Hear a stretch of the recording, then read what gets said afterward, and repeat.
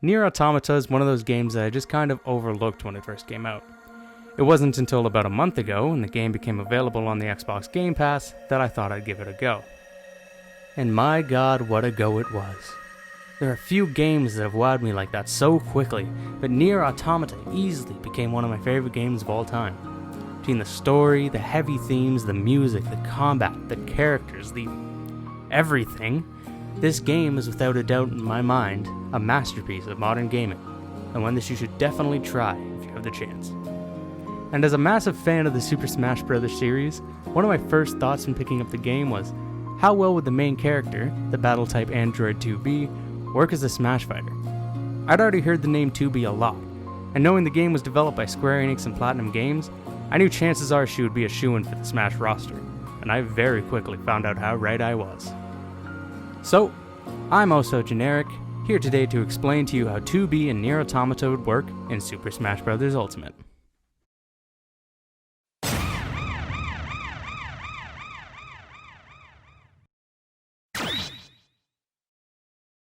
Before we get into the actual moves, I want to talk about what 2B's gimmick is. NieR Automata has a lot to its combat system, and 2B alone has a lot that you can do, between different weapon types, combinations, and abilities, but I'm not going to go too crazy with all of that. Instead, I'm going to focus on the core, universal part of her toolkit. Because of this, she won't be using any weapons aside from her small sword Virtual Contract, her large sword Virtual Treaty, and her robotic assistant Pod 042. The twist to set her apart from other sword users, though, is the heaviness mechanic she has. Almost every one of her attacks has a light and a heavy version, similarly to Ryu and Ken, meaning she essentially has double the moves of a normal character. To activate the light version of a move, you just tap the button, and to activate the heavy version, you hold it. For the most part, light attacks are quick but weak, while heavy attacks are slower but pack more of a punch. The last part of her gimmicks is the special move Self-Destruct. By holding both of the controller's triggers in for 2 seconds, 2B can self-destruct, which causes a massive explosion around her that deals large damage and kills even the heaviest foes early. However, this move can be interrupted simply by hitting her, and it can also be dodged. After successfully activating Self-Destruct, 2B becomes extremely vulnerable, as she's taken heavy damage herself. She becomes slower, and on top of that can't jump or use any moves for a good 10 seconds. Also, if she uses Self-Destruct above 100%, she will be automatically KO'd. And with all of that out of the way, let's get into her actual moves, starting with her standard attacks. By tapping A, you throw out a small sword slash with her Virtuous Contract. You can follow it up with a few more attacks, resulting in a lengthy combo that ends in you slashing yourself and your opponent up into the air. Holding A down at any point during this combo is 2B adding the Virtuous Treaty for a quick but heavy set of attacks that ends with a downward slam of the large sword. Tapping the up tilt as 2B launch herself into her opponent up into the air with a quick slash of the contract, with very little end lag to allow 2B to start an aerial combo. Holding the up tilt has 2B launch herself into the air again, this time by swinging her treaty around her a few times. This attack does more damage overall, but is riskier as it has more end lag. Tapping forward tilt has 2B throw out a 2-part attack with the contract. The first part of the attack has 2B quickly do a side flip swing with the sword, while part 2 has her follow up to toss the contract out to spin in the air a few times for a trapping, multi-hit disjoint. Holding forward tilt has 2B simply slam her treaty into the ground directly in front of her. This move isn't good for follow-ups, but it does have very good KO power. 2B's down tilts are original to Smash.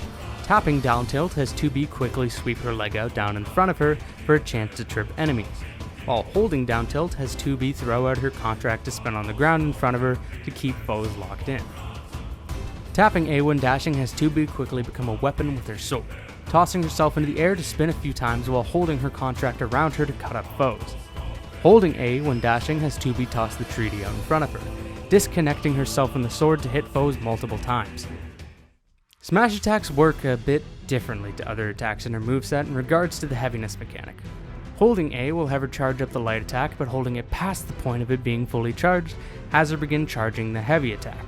To make it so you can actually use 2B's heavy smash attacks in a proper match, the time she takes to charge these attacks is lowered compared to most smash attacks, but her light smashes are weaker than your average smash attack to accommodate. 2B's up smashes are original to Smash. 2B's light up smash has her swing the contract overhead, much like Byleth's up tilt. 2B's heavy up smash has her swing the treaty overhead with much more range, more similarly to Ike's up smash. The ascending half of the attack has 2B launch opponents upwards, while the descending half has her bury foes behind her. 2B's light F smash has her slam the treaty down in front of her. It's actually fairly disconnected from her body, making this move a bit more precise, but it's surprisingly deadly. 2B's heavy F smash has her spin around multiple times with the treaty to deal some good damage to enemies caught in it before launching them away.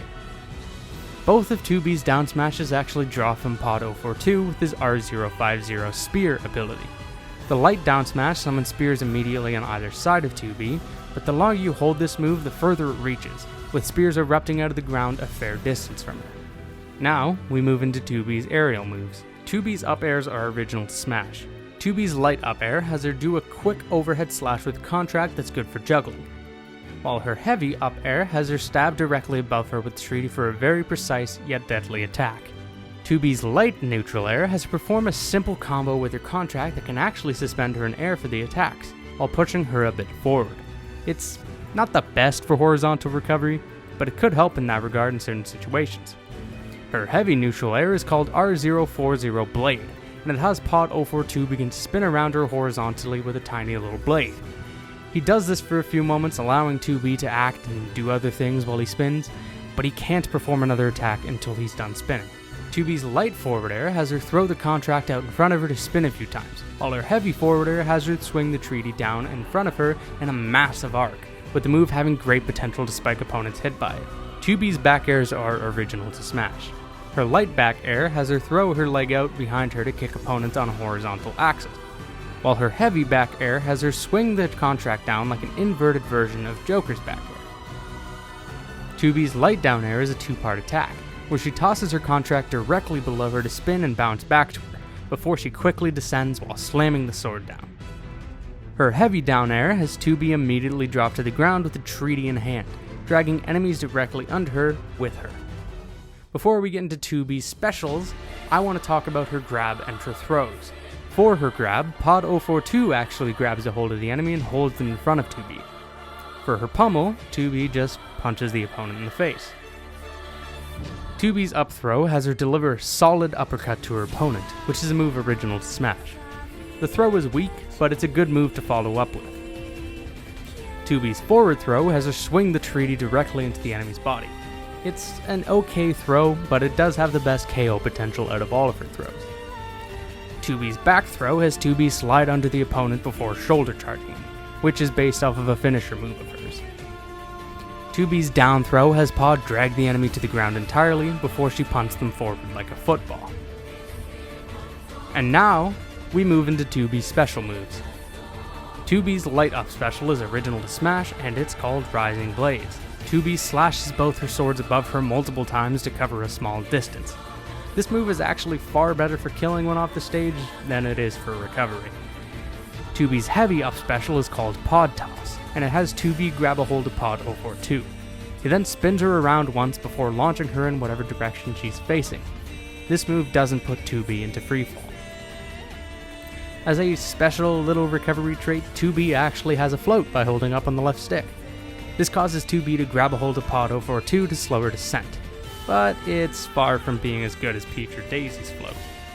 2B's light neutral special is called R010 Laser. When activated, 2B commands Pod to fire off a quick, yet devastating laser, which covers a good distance in front of her and deals some good damage. This move is easily avoided if you're paying attention though. 2B's heavy neutral special is called Pod Shot, and it has Pod 042 begin firing off a rapid stream of bullets. These bullets travel directly in front of 2B and go for a fair distance.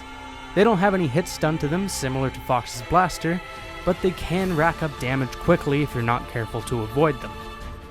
2B's light side special is called R030 Hammer. Maybe it shouldn't be called a light attack though, as it's actually the deadliest move in her kit, but the one that's also most easily avoided by enemies. When tapped, 2B quickly summons a hammer through Pod, which winds up before slamming down into the ground in front of her. The move is kinda precise, so landing it isn't easy, and it's slow to come out and easy to read, so you'll have to have some good predictions on your opponent to use it effectively. 2B's heavy side special is called R020 Mirage. When held, 2B begins charging an aura around her. She can still move while charging this, but once the button is released, 2B disappears and slashes in the area highlighted, potentially hitting many opponents at once to rack up some good damage. Once the move is done, 2B is vulnerable for a good second, meaning there's a good chance to punish her for whiffing it. For her light down special, we have Dash. Dash has 2B dash either forwards or backwards, making her temporarily intangible, before she breaks into a sprint in that direction. 2B's heavy down special is a counter called Evasive Systems, but it's a counter that has a lot more application to it than others in the game. If timed right, 2B splits herself up, before you can pull off one of 4 counterattacks. Tapping A after the counter has 2B slash an opponent up into the air with the contract, while she follows them up. Holding A will have 2B stab forward at the opponent with Treaty before delivering a heavy follow-up swing. Tapping B will have 2B counter the attack fully, stunning the opponent for a second and allowing her to do whatever. Finally, holding B has 2B grab pod and fire off a quick explosive shot at the enemy, which doesn't deal much damage, but does knock opponents back a fair bit to give her space. There is a fair bit of counterplay to this counter for enemies though, as you have a good second before she follows up to predict what she's going to do. For her final smash, 2B calls for 9S, who speaks through Pod 042 to say he's on it. Much like Giga Bowser Punch, 9S appears in the background of the stage, though he's hacked into an Engels machine. At random, he slams his massive saw hands into the stage, aiming for enemies while 2B moves around. He does this for about 10 seconds before he delivers a massive laser up across the stage that can instantly vaporize opponents who are above 100%. After that, the Engels detonates and disappears. Up taunt has 2B pat Pod on the head with him remarking report, affinity increased. Side taunt has 2B put her hand to her chest and declare glory to mankind. Down taunt has 2B adjust her stocking before shrugging. Before we move away from moveset discussion, I'd like to talk about an interesting case. Although many characters have Echo Fighter potential, no DLC characters have yet to come to Smash Bros. With their very own Echo Fighter. But 2B could easily change that, with the tertiary player character, A2, filling that role. A2 would play fairly identically to 2B, with some minor exceptions. For one, she uses the Type 4-0 weapons instead of 2B's signature Virtuous weapons. For 2, A2 doesn't have self-destruct, but instead has Berserk mode. Berserk mode activates the same way as self-destruct, though once it's activated, it works entirely differently. There's a much smaller explosion before A2 begins glowing. During this time, she moves faster and her moves have less end lag, but she also deals more damage with each attack. The drawback, though, is that her health quickly drains until she's lost up to 100%, after which point she will become just as vulnerable as 2B is after using self-destruct. There's far more risk involved with Berserk mode, as you could use it and just completely waste it, but the reward is far greater. The last thing, of course, though, is taunts. A2 actually has taunts built into her moveset, so we'll just use those. In NieR, taunts actually have an effect on an opponent as they enrage them to deal damage and take more damage, but in Smash, they're just taunts.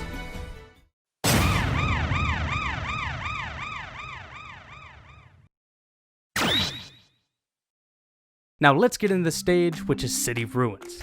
City of Ruins is a traveling stage, which moves around to different notable locations from NieR Automata. Each area is connected by a flying platform, like Garreg-Mach Monastery.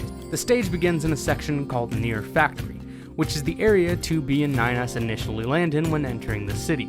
The stage here is a small walk-off on an angle, as a collapsed concrete wall hangs between two buildings. The hazard here is that parts of the bridge can randomly collapse while people stand on them, which would drop them down below if they're not paying attention. The stage always begins here, before randomly traveling to the other locations.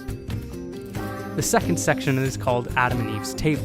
This is where Adam and Eve, the game's primary antagonists, are seen talking together in cutscenes. The area itself is flat with ledges, but the table and chairs in the center of the stage provide an extra spot to stand on or behind. Just like the stalls in Garreg-Mach, the table can be broken. Adam and Eve both actually cameo here in the background with Adam reading a book and Eve eating an apple. The third section of the stage is the Desert Camp. The Desert Camp features walk-offs to the right and left, with the sand on the left hand of the stage impeding movement a bit.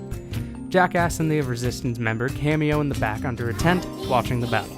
The fourth section of the stage is the Resistance Camp. There are no hazards here, but you're able to jump on the tents to the left and right. There are 4 cameos here, featuring Anemone, 9S, Devila, and Popola, all watching the battle before them. The 5th section is the wooden bridge connecting the city ruins to the shopping center. This area is actually fairly important for reasons I won't get into because of spoilers. The bridge dips inwards and has walk-offs to the right and left.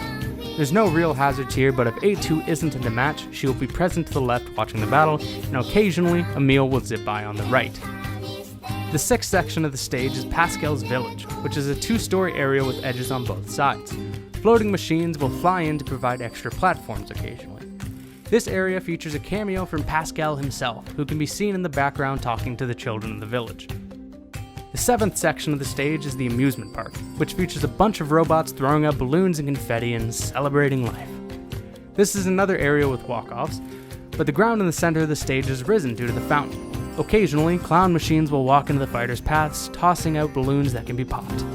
Also, just like Pascal's Village, floating machines will create platforms for fighters to stand on. The 8th and final section of the stage is the destroyed angles in the city. You can stand on its back, which has edges on both sides, and again, flying machines create platforms. That covers most of the substantial content for this video, although if you're curious about spirits and music, I have 2 links in the description that you can follow to see those. I have a spreadsheet involving the important information on NieR spirits, including characters from the original set of games, and I have made a YouTube playlist featuring each song I think could be used in Smash as a battle theme. Before we fully conclude though, I'd like to talk about the chances of NieR being represented in Smash at all, and I'm happy to say it has a fair shot of happening. NieR as a series is owned by Square Enix and developed by Platinum Games, which are both companies who have a decent relationship with Nintendo, especially when it comes to Smash. Initially, I feared that with the lackluster Final Fantasy representation we got with Cloud, that 2B might have some issues coming to Smash. But looking at Dragon Quest representation with Hero in Smash was enough to quell that fear. On top of that, 2B and NieR Automata are still crossing over with other franchises even now, 3 years after the game was released. 2B was added as a guest fighter in Soul Calibur 6, which of course is a big deal, but very recently 2B crossed over into Shadowverse, which is made by Psy Games, meaning Square is still very willing to lend 2B out to interested parties, even this long after the game initially came out. And another thing, the NieR series as a whole has picked up a ridiculous amount of steam recently from what I've seen, especially with that NieR Replicant remake in development. Adding 2B into Smash would be the perfect way to keep hype alive for NieR and to advertise the NieR Replicant remake in the future. And that's it. If you're interested in seeing more Smash content in the future, make sure to subscribe and suggest who you'd like to see join Smash down in the comments below. I hope to be making more fighter concepts in the future and be making more videos based on Smash in general. So, thank you for watching, and I'll catch you later.